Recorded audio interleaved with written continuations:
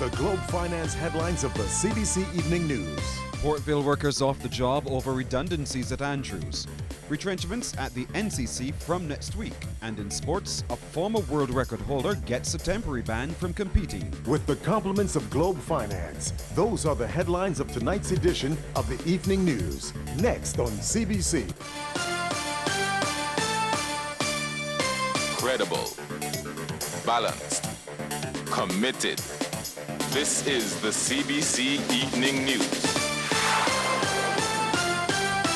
A very good evening to you. I'm Pearson Bowen. Scores of workers were off the job at Portvale Sugar Factory today. Many of them gathered on the compound this morning, protesting the redundance of 57 employees from the closed Andrews factory.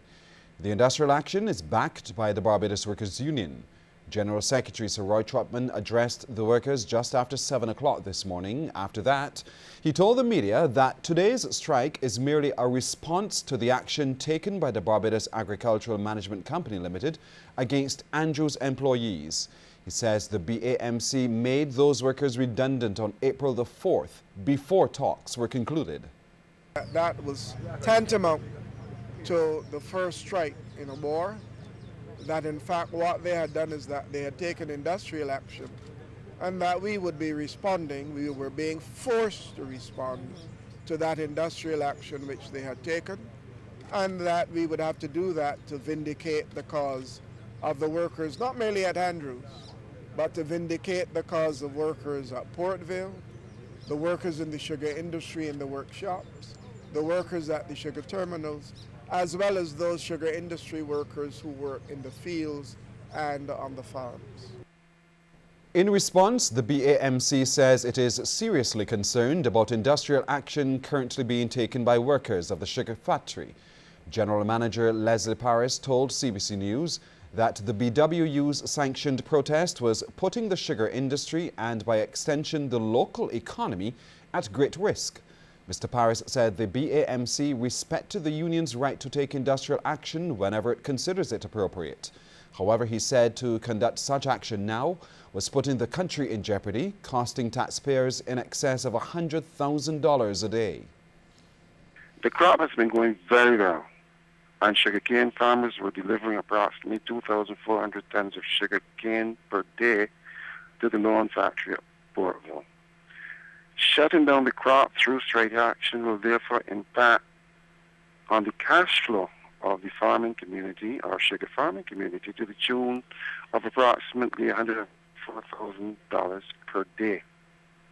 Moreover, given the upcoming Easter break, we would only have received cane up to Wednesday afternoon next week.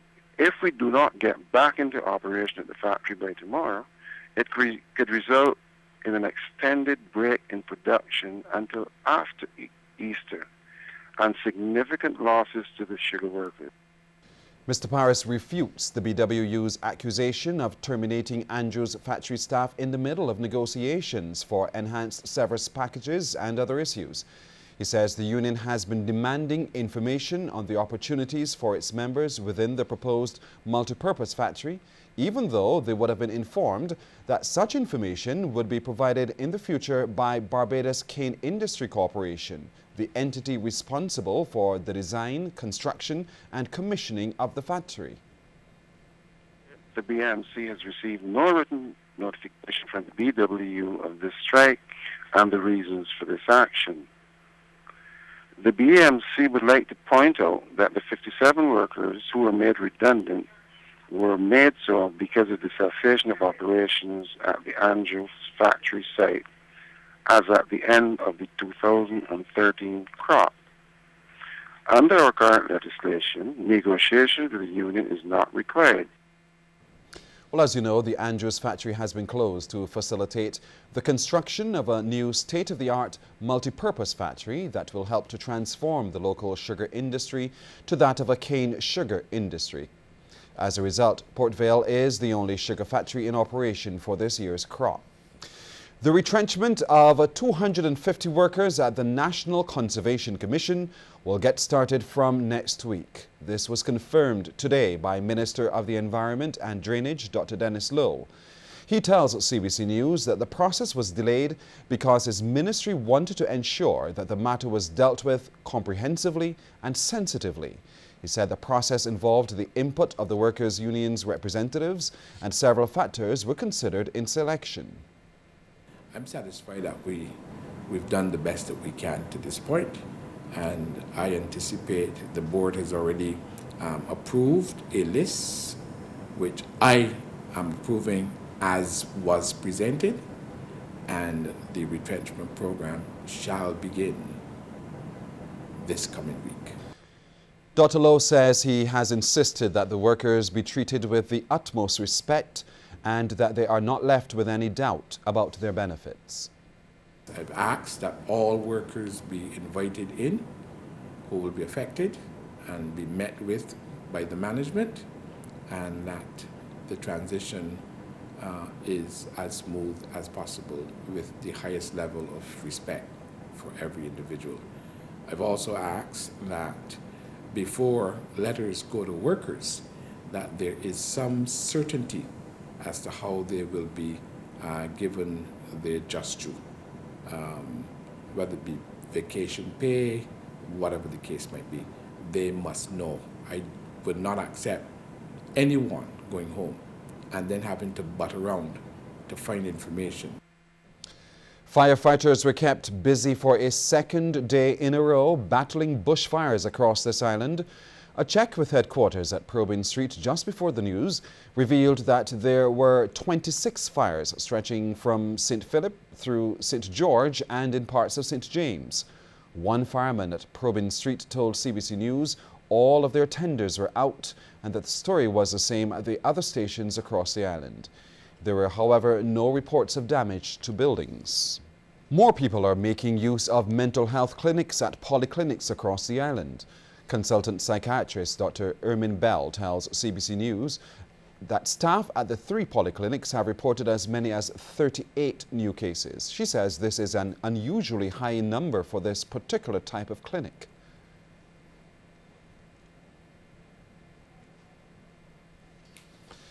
Well, staff at the psychiatric hospital working on the C ward have had their jobs made that much easier thanks to a donation from the Lions Club. The club presented 2 lifts to the ward, which will make it easier to move patients from one place to another. Registered mental health nurse Aisha Burke says the lifts were badly needed. The actual purpose of the equipment is to assist a heavy client from getting from point A to point B. For example, from the bed to bedside chair, or even to assist with activities of daily living like bath, bathing, and so on. Usually we might, amongst ourselves, we may assist with the lifting, or we might call in one of the orderlies to assist with heavy client. Whereas now we have these here where we can actually get a little more help in giving optimum nursing care.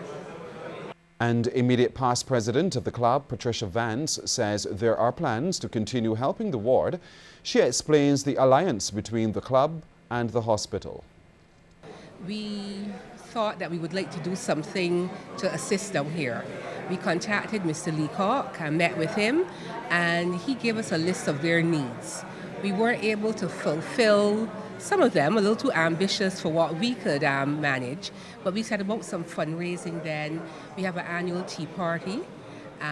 We did some other fundraising efforts and raised the money. And then Mr. Leacock put us in contact with a supplier of the equipment, and we ordered it and sourced it for the hospital. Health officials say there has been a satisfactory response to their efforts to cut down the mosquito population on the island. And according to environmental health specialist Ronald Chapman, this is good news as officials try to ward off an outbreak of chikungunya. The viral infection is transmitted by the Aedes aegypti mosquito, the population of which, health officials said, had reached epidemic proportions last year. So we had the self-check program going on, which we talk about persons going around the house and checking once per week.